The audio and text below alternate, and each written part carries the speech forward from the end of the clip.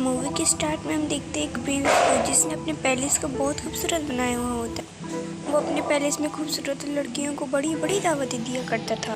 एक रात बहुत तेज तूफान आ जाता है। तूफान से बचने के लिए एक गरीब बूढ़ी औरत उसके महल में आ जाती है। ऑब्वियसली वो बूढ़ी थी, इसलिए शक्ल सूरत से प्यारी नहीं थी। अब वो बूढ़ी औरत प्रिंस के ऑनर में रोज़ फ्लावर देती है। प्रिंस सोचता है वो एक बूढ़ी औरत की हालत ख़राब है और उसकी शक्ल सूरत अच्छी नहीं है, इसलिए वो बूढ़ी औरत का मजाक बनाता है, हंसने लगता है। और प्रिंस ने बूढ़ी औरत की इंसल्ट करते हुए उसका फ्लावर फेंक दिया। बूढ़ी औरत प्रिंस को बहुत समझाती है कि खूबसूरती इंसान के चेहरे पे नहीं दिल में पाई जाती है, लेकिन प्रिंस इसकी बात सुनने के लिए तैयार ही नहीं था और देखते देखते वो बूढ़ी औरत एक खूबसूरत लेडी में बदल गई। असल में वो बूढ़ी औरत एक जादूगरनी थी जो बूढ़ी औरत का रूप लेके प्रिंस के पास आई थी ताकि वो उसका आजमा सके। वो जादूगरनी समझ गई थी कि प्रिंस के दिल में प्यार नाम की कोई चीज़ है ही नहीं। वो जादूगरनी अपने मैजिक से प्रिंस को बीस्ट बना देती है। प्रिंस बहुत रिक्वेस्ट करता है कि आप ऐसा ना करें, पर वो इसकी एक नहीं सुनती। इस मैजिक की वजह से आहिस्ता आहिस्ता सब प्रिंस को भूलने लगे। यहाँ पास हम ये जान पाते हैं जो जादूगरनी ने प्रिंस को फ्लावर दिया तो वो आम फ्लावर नहीं, मैजिकल फ्लावर था। और फ्लावर एक्सेप्ट ना करते हुए जादूगरनी ने प्रिंस को कर्स दे दिया। और ये कर्स तभी ख़त्म होगा जब प्रिंस को आखिरी बैटल मतलब आखिरी पंखुड़ी गिरने से किसी से प्यार हो जाए और वो भी उससे प्यार करे। और आखिरी पंखुड़ी गिरने से पहले अगर प्रिंस से किसी ने प्यार नहीं किया वो हमेशा के लिए बीस्ट बन जाएगा और कभी भी इंसान नहीं बनता। काफ़ी साल गुजर जाते हैं पर उस पैलेस में कोई नहीं आता। फिर हमें पैलेस की गरीबी मतलब गांव की लड़की दिखाई जाती है जिसका नाम होता है बेल। बेल को किताबें पढ़ने, स्टोरी पढ़ने का बहुत शौक। के फादर एक डिज़ाइनर। उसी गांव में एक और लड़का रहता है जिसका नाम होता है Gaston. Gaston Belle से शादी करना चाहता था, लेकिन बेल उससे शादी करना नहीं चाहती थी क्योंकि वो इंसान फ्रॉडी इंसान था। वो बेल से शादी करने के लिए उसे बहुत ज़्यादा मनाता और स्ट्रगल भी करता था। उसकी कोशिश नाकाम रहती। एक दिन बेल के फादर को कहीं जाना था और जिस रास्ते से उन्हें जाना था वो रुक जा। वो देखते उनके रास्ते में आग लगी हुई, लेकिन वहाँ एक और रास्ता भी था जहाँ वो मुड़ जाती। बेल के फादर एक घोड़े पे सवार होते हैं, तभी उन्हें भेड़िए की आवाज़ आती है। अब वो भेड़िए उनका पीछा करने लगते हैं। बेल के फादर अपनी जान बचाने के लिए वहाँ से भागने लगते हैं और भागते भागते वो आ जाते हैं बीस्ट के पैलेस के पास। बेल के फादर जब अंदर जाते हैं तो उन्हें वहाँ कोई नहीं दिखाई देता। हालांकि ऐसा लग रहा था कि पैलेस में कोई रहता है। कैंडल्स भी चल रही थी और टेबल पे खाना भी पड़ा हुआ था। इतना अच्छा खाना देखकर बेल के फादर खाना खाने लगते हैं, लेकिन फिर हम बहुत हैरान कर देने वाली चीज़ देखते हैं। वहाँ पर जो कप पड़ा रहता है वो बेल के फादर से बातें करने लगता है। बेल के फादर सोचते हैं वो एक सोल है जो इन्हें डराने की कोशिश कर रही है। बेल के फादर कहते हैं मैं तुमसे नहीं डरता। वो डर के मारे भाग जाते हैं। अब सवाल ये उठता है वो कब कैसे बोल पाया। असल में बात ये है वहाँ पे जितनी भी चीज़ें पड़ी हुई वो पहले इंसान हुआ करती थी, लेकिन जादू करने के कारण से वो सारी चीज़ें बदल। बेल के फादर भागते हुए गार्डन में आ जाते हैं। वो देखते हैं यहाँ पास बहुत प्यारे प्यारे फ्लावर लगे हुए हैं। बेल के फादर सोचते हैं मेरी बेटी बेल ने फ्लावर मंगाया हुआ था। वहाँ से एक फूल तोड़े और तभी वहाँ पास बीस्ट फ्लावर चोरी करने के लिए बीस्ट उन्हें प्रिजनर बना दिया। फादर का घोड़ा वहाँ से भाग जाता और भागते भागते अपने घर आ जाता। बेल जब देखती है घोड़ा अकेला उसके फादर नहीं है, वो फौरन समझ जाती है कि मेरे फादर किसी मुसीबत में, इसीलिए वो अपने फादर को ढूंढने के लिए उस घोड़े पे बैठ जाती है। वो घोड़ा उस पैलेस के पास ले आता और पैलेस में बीस्ट ने उसके फादर को प्रिजनर बनाए रखा है। बेल जब अंदर जाती तो उसे वहाँ कोई भी नहीं दिखाई देता। बेल काफ़ी आवाज़ें भी लगाती है लेकिन उसे आगे से कोई रिस्पॉन्स नहीं मिलता। बेल वहाँ पास आवाज़ें सुन पा रही थी लेकिन उसे वहाँ पास कोई नहीं दिखाई देता। बेल वहाँ पास पहुँच जाती है बीस्ट ने जहाँ उसके फादर को कैद किए रखा था प्रिजनर बनाकर। बेल के फादर बताते ये सारा महल जिंदा है, जितनी जल्दी हो सके तुम यहाँ से भाग जाओ, कहीं वो तुम्हें देख। मैंने तुम्हारे लिए फ्लावर तोड़ा था और मुझे पनिशमेंट देने के लिए उसने मुझे यहाँ बस कैद कर दिया। यहाँ से निकलने से पहले वहाँ पास बीस्ट आ जाता है। बेल उसे देख के काफ़ी डर जाती है।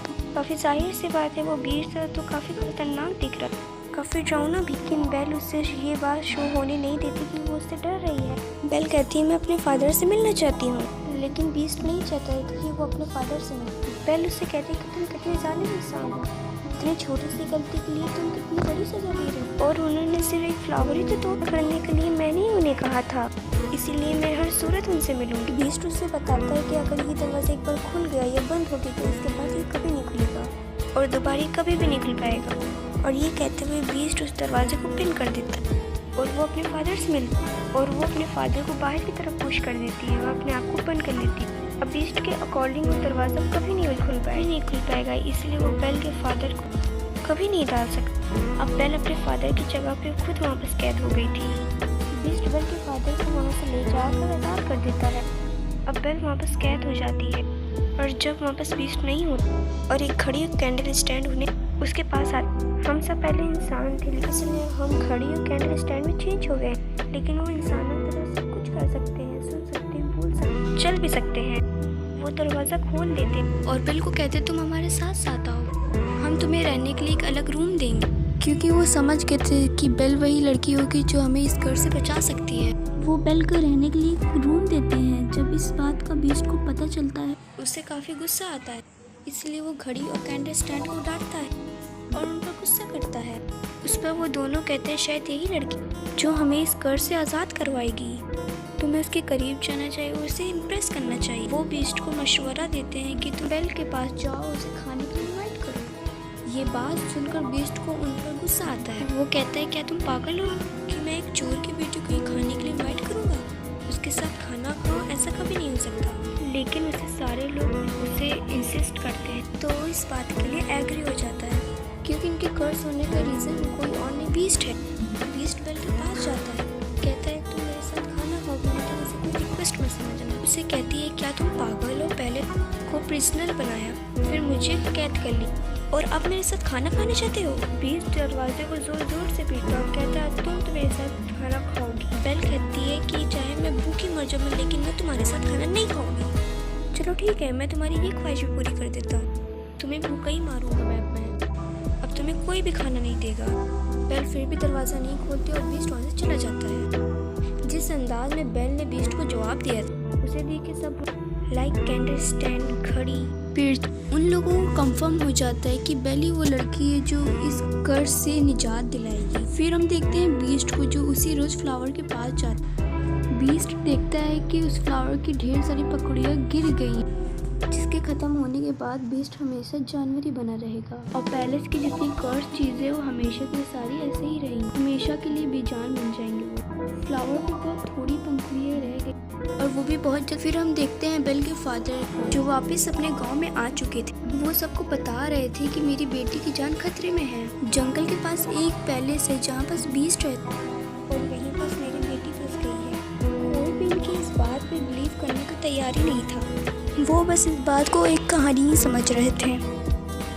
लेकिन गैस्टॉन बेल से शादी करना चाहता, उसके फादर को इम्प्रेस करने के लिए कहते हैं मैं तुम्हारी बात पे, मैं तुम्हारे साथ जाऊँगा तुम्हारी बेटी को बचाने के लिए। तब गैस्टॉन और उसका एक साथी जंगल का रास्ता निकलने लगते हैं। इस रास्ते पे बेल के फादर कहते हैं, लेकिन उन लोग को रास्ता मिलता। गैस्टॉन को इस बात पे काफ़ी गुस्सा आता है। वो बेल के फादर को कहते हैं तुम्हारा दिमाग खराब हो गया है, कोई बीस्ट नहीं। वो बेल के फादर से भी कहता है मैं तुम्हारी बेटी से प्यार करता हूँ, मैं उससे शादी भी करूँगा। फिर बेल के फादर कहते तुम्हारी ये ख्वाहिश कभी भी पूरी नहीं हो सकती। इस बात पे गैस्टॉन को काफ़ी गुस्सा आता है। वो बेल के फादर के हाथ पैर बांध देता है। एक ट्री के नीचे उन्हें मरने के लिए छोड़ के वहाँ से चला जाता है, क्योंकि वो भेड़ियों का इलाका था, भेड़िए उन्हें मार के खा गए। फिर हम एक लेडी को देख गाँव से निकाल किया गया था, उसका नाम था एगथा। एगथा बेल के फादर की जान बचा लेती, उन्हें आज़ाद कर देती। पैलेस में बेल को देखते हैं जो उसी फ्लावर के पास आई। बेल उस फ्लावर को टच करने वाली होती, वहाँ पर बीस्ट आ जाता है। वो कहता है तुम्हें अंदाज़ा नहीं है अभी तुम क्या करने वाली थी, अभी सब के सब मारे जाते। वो गुस्से में बेल से कहता है चले जाओ यहाँ से। बेल वहाँ से रोते हुए चली जाती है। घोड़े पे बैठ के जब बेल जंगल पार कर रही होती तब वहाँ भेड़िए आके चारों तरफ से बेल को घेर लेते हैं। उससे पहले भेड़िए बेल को नुकसान पहुँचाते वहाँ बीस्ट आ जाता है। बीस्ट उन भेड़ियों को काफ़ी मुकाबला करता है और उन्हें मारता है। वो सारे भेड़ियों को मार भगाता है। वो इस लड़ाई के दौरान काफ़ी इंजर्ड हो जाता है। बेल अपने घोड़े पे बैठ के जब जाने वाली तो वो देखती है कि बीस्ट ज़मीन पे गिर गया, क्योंकि वो काफ़ी काफ़ी इंजर्ड है, उसकी हालत क्योंकि बीस्ट ने बेल की जान बचाई थी, उसे एक नई जिंदगी दी थी। बेल वहाँ जाने की बजाय उसके पास आ जाती है। वो उससे कहती है मैं तुम्हें उठा नहीं सकती, इसलिए तुम्हें खुद उठना होगा, हिम्मत करो, उठो। बड़ी मुश्किल से बीस्ट हिम्मत करके खड़ा हो जाता है। वो अपने साथ घोड़े पे बैठा के पैलेस में आ जाती है। बेल एक बार फिर से वापस उसी पैलेस में आ जाती है। पैलेस की सारी कर्स चीज़ें बेल को देख के काफ़ी खुश हो जाती है। वो चाहते थे कि बेल इसी पैलेस में रहे। वो चाहते थे बेल को बीस्ट से प्यार हो जाए, उनका कर्स खत्म हो जाए।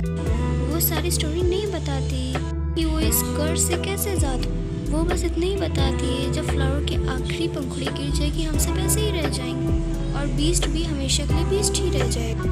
बेल बीस्ट को बैंडेज लगाती। बेल जब बीस्ट के पास होती है वो एक शेर पढ़ती। बेल का इंटरेस्ट बुक में, स्टोरी में, पोट्री में बहुत ज़्यादा था। उस शेर को बीस्ट कंप्लीट। ये बात बेल को बहुत हैरान कर देती है। उसे पूछती है कि क्या तुम भी पोट्री पढ़ते रहते हो? मैं लव स्टोरी, प्यार मोहब्बत ये सब नहीं पढ़ती क्योंकि मैंने बहुत ज़्यादा बुक पढ़ी हुई है, इसलिए मैं पोट्री के बारे में बहुत जानता हूँ। इस पर बेल कहती है मुझे प्यार मोहब्बत की बातें, प्यार मोहब्बत की स्टोरी बहुत पसंद है। बीस्ट कहता है तुमको देख के ऐसा लगता है कि तुमको प्यार मोहब्बत में बहुत इंटरेस्ट है, तुमको कुछ पढ़ना है तो कुछ अच्छा पढ़ो।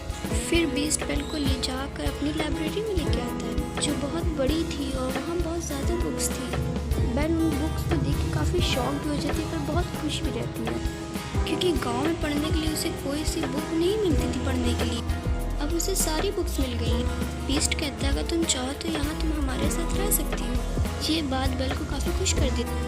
फिर वो दोनों एक साथ काफ़ी टाइम गुजारने लगे। उन दोनों की एक दूसरे में दोस्ती हो गई। वो दोनों एक दूसरे के काफ़ी करीब आ गए। दोनों साथ मिलकर खाना भी खाते थे। फिर बीस्ट बेल को गाना भी गा के सुनाता है। फिर बीस्ट बेल को एक बुक दिखाता है। वो एक जादुई बुक थी। ये बुक मुझे किसी जादूगर ने दे दी थी। इस किताब की वजह से हम लाइफ के किसी भी टाइम में जा सकते हैं। लाइक हम पास्ट टाइम में जा सकते हैं, फ्यूचर टाइम में जा सकते हैं। बेल चाहती थी वो जब अपनी मदर से आखिरी बार मिली। बेल जब उस टाइम में जाती है तो उसे पता चला उसकी मदर को एक इन्फेक्शन हो गया था।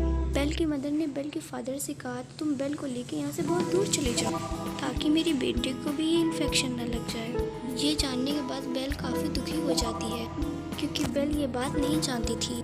फिर ये प्रेजेंट टाइम में वापस आ जाते हैं। कैंडल स्टैंड बीस्ट से कहता है तुमको अपने प्यार के इजहार कर देना चाहिए। बीस्ट कहता है वो मुझे कभी भी प्यार नहीं करी, लेकिन कैंडल स्टैंड बीस्ट को मनाने की काफ़ी कोशिश करते हैं। बीस्ट के सारे साथी मतलब वहाँ की सारी चीज़ें भी बीस्ट को एग्री कर लेते हैं।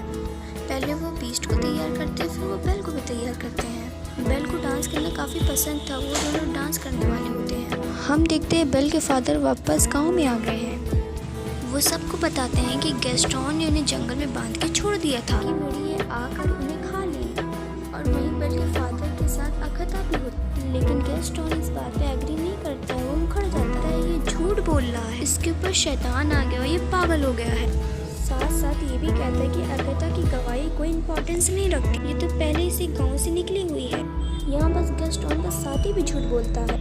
वो कहता है गैस्टोन जो कह रहा है वो सही कह रहा है और सब गैस्टोन की बातों पे बिलीव कर लेते हैं। और सब लोग ये समझते हैं कि बेल के फादर की मेंटल बैलेंस खराब हो गया है और साथ साथ उनके ऊपर कोई शैतानी साया भी, इसलिए वो बेल के फादर को पकड़ लेते हैं। फिर हम देखते हैं पैलेस में जहाँ बीस्ट और बेल डांस कर रहे थे। डांस को काफ़ी एंजॉय कर रहे थे, उन्हें बहुत अच्छा फील हो रहा था। बीस्ट बेल से कहता है मैं इन फीलिंग्स को बहुत अच्छा महसूस कर रहा हूँ, मैं तो जैसे इनको भूल ही गया था। बेल कहती है मुझे डांस करना मेरे फादर ने सिखाया। उस पर बीस्ट कहता है क्या तुम अपने फादर को मिस करती हो? जी हाँ, मैं अपने फादर को बहुत मिस करती हूँ। बीस्ट के पास एक जादुई मिरर होता है जिसकी मदद से वो हर एक पर्सन को देख सकते हैं जिसको वो देखना चाहते हैं। बीस्ट उसके फादर को दिखाता है। बेल देखती है कि उसके फादर को बहुत मारा जा रहा है। बेल ये देख कर काफ़ी अपसेट हो जाती है। बीस्ट कहता है तुम्हारे फादर को तुम्हारी ज़रूरत है, तुम्हें उनके पास जाना चाहिए। और साथ साथ बीस्ट बेल को जादुई मिरर भी देता है और कहता है जब तुम्हें मेरी याद है तो मेरी इस खूबसूरत शक्ल को देख लेना। इसके बाद बेल अपने फादर को बचाने के लिए वहाँ से निकल जाती है और अब बीस्ट पैलेस में अकेला रह गया था क्योंकि उसे बेल से अब तो उससे काफ़ी दूर जा चुकी थी क्योंकि वहाँ से बेल जा चुकी था तो उनका कर्ज ऐसे ही रहेगा, हमेशा वो एक भी जान चीज़ नहीं चाहिए। इस बात पे बीस्ट और उसके सारे साथी अपसेट हो जाते हैं। बेल अपने गांव में पहुंच जाती है। वो देखती है बेल के फादर को उन लोगों ने प्रिजनर बना। बेल कहती है मेरे फादर जो कह रहे थे वो बिल्कुल सच था। जंगल में एक पैलेस है, वहाँ बस एक बीस्ट रहता है, एक जानवर है वहाँ पर। लेकिन गांव वाले बेल की बातों पे भी यकीन नहीं कर रहे। बेल मिरर में बीस्ट की शक्ल दिखाती है। इस मिरर में देखकर बीस्ट को बहुत हैरान हो जाते हैं, लेकिन वो सबसे कहती है वो खतरनाक नहीं है, तुम लोगों को डरने की जरूरत नहीं है। और वो किसी को नुकसान नहीं चाहता और ना ही किसी को नुकसान पहुंचाता है। गैस्टोन को इस बात का रियलाइज हो जाता है कि बेल उस बीस्ट को प्यार करने लगी है। इसी वजह से गैस्टोन बहुत जेलस हो जाता है और वो सबको बहकाता है, कहता है बेल के ऊपर उस बीस्ट ने ब्लैक मैजिक कर दिया है, तभी तो ये ऐसा बोल रही। वो कहता है इसके फादर के साथ इसको भी प्रिजनर बना दो और वो सबको उकसाता है कि हम लोगों को उस पैलेस में जाना चाहिए और उस बीस्ट को जान से मार डालना चाहिए, वरना वो इस गांव में आ जाएगा और हम सबको मार डालेगा और हमारे गांव खत्म कर देगा।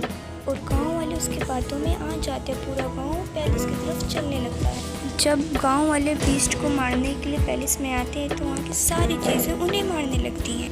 गांव वालों को कुछ समझ में नहीं आता कि क्या हो रहा है, क्योंकि वो कोई इंसान नहीं, कोई बेजान चीज़ें थी। फिर हम देखते हैं गैस्टोन को जो बीस्ट के पास पहुँच चुका था, लेकिन बीस्ट बहुत उदास होता है। बेल के जाने के बाद उसे कुछ अच्छा फील नहीं हो रहा था, वो बेल से काफ़ी मिस कर रहा था।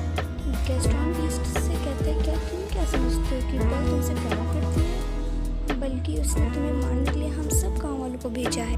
कहते ही वो बीस्ट पे गोली चला देता है और बीस्ट नीचे गिर जाता है। लेकिन बीस्ट नीचे गिरने से पहले फ्लोर की एक लकड़ी पकड़ लेता है। इससे पहले गैस्टोन दूसरी गोली चलाता है, वहाँ बस बेल आ जाती है। गैस्टोन को रोकने के लिए बेल उसका हाथ पकड़ लेती है। इस दौरान गैस्टोन भी नीचे गिर, गैस्टोन की गन भी नीचे गिर जाती है। बीस्ट ऊपर आने की कोशिश करता है, तभी बेल उसे आवाज़ देती है। वो बीस्ट को बताती है मैंने उन्हें रोकने की बहुत कोशिश की थी, लेकिन उन्होंने मेरी एक बात नहीं मानी। बेल को देखने के बाद बीस्ट के अंदर एक हिम्मत पैदा हो जाती है। अब वो गैस्टोन का मुकाबला करना चाहता था। अब वो पहुंच जाता है गैस्टोन के पास और उसे गर्दन पकड़ लेता है, उसे हवा में कर देता है और बीस्ट गैस्टोन को काफ़ी ऊंची मीनार से फेंकने वाला होता है। इस पे गैस्टोन बीस्ट से बहुत रिक्वेस्ट करता है प्लीज़ मुझे मत फेंक। बीस्ट कहता है मैं कोई बीस्ट नहीं हूँ। ये कहते ही गैस्टोन की बीस्ट जान छोड़ देता है। उससे कहते चले जाओ यहाँ से, गैस्टोन वहाँ से चला जाता है। बीस्ट बेल के पास आ जाता है। मौके का फ़ायदा उठा कि गैस्टोन पीछे की तरफ से बीस्ट के ऊपर गोली चलाता है, जिसकी वजह से वो नीचे गिर जाता है। लेकिन जिस जगह पर गैस्टोन खड़ा होता है वो जगह टूट जाती है। इतनी ऊंचाई से गिरने के बाद गैस्टोन मर जाता है। बीस्ट की हालत काफ़ी ख़राब हो जाती है क्योंकि वो काफ़ी इंजर्ड था और वो अपनी आखिरी सांस गिन रहा था। बेल कहती है अब की बार मैं तुम्हें कभी भी छोड़ के नहीं जाऊँगी। उस पर बीस्ट कहता है लेकिन अब तो मेरे जाने का वक्त हो गया है। तो फिर बेल कहती है तुम्हें कुछ नहीं होगा, सब नॉर्मल हो जाएगा। और हम देखते हैं उस फ्लावर की आखिरी पंखुड़ी भी गिर जाती है और जब वो पंखुड़ी गिरती है बीस्ट एकदम खामोश हो जाता है और वहाँ पर बीस्ट के जितने भी साथी थे, मतलब जितने भी लोग थे, सब बेजान हो जाते हैं। बीस्ट को मरते हुए देखकर बेल को काफ़ी बुरा फील होता है। उसकी आँख में आंसू होते हैं। बेल यहाँ पर अपने प्यार का इजहार कर देती है। वो बीस्ट को कहती है मैं तुमसे बहुत प्यार करती हूँ। बीस्ट के करीब भी आती है, तभी वहाँ पर एगाथा भी आ जाती है। एगाथा जिसे गांव के लोगों ने निकाल दिया था। असल में बात ये नहीं थी, जो जादू करनी थी वो कोई और नहीं, एगाथा थी। और वो देखती है बीस्ट को किसी से प्यार हो गया। अब वो लड़की भी बीस्ट से प्यार करती है, यानी अब वो कर्ज खत्म हो गया है। और हम देखते हैं बीस्ट के चारों तरफ रोशनी हो जाती है और अब बीस्ट खूबसूरत प्रिंस में चेंज हो जाता है। ये देखकर बेल काफ़ी खुश हो जाती है और जो कर्ज चीज़ें थी वो सारी इंसान बन गई थी, यानी अब वो अपने असली रूप में आ चुके थे। सब लोग बहुत खुश थे। प्रिंस और बेल वहाँ पैलेस में डांस कर रहे होते और इसी के साथ मूवी की हैप्पी एंडिंग हो जाती है। Thank you for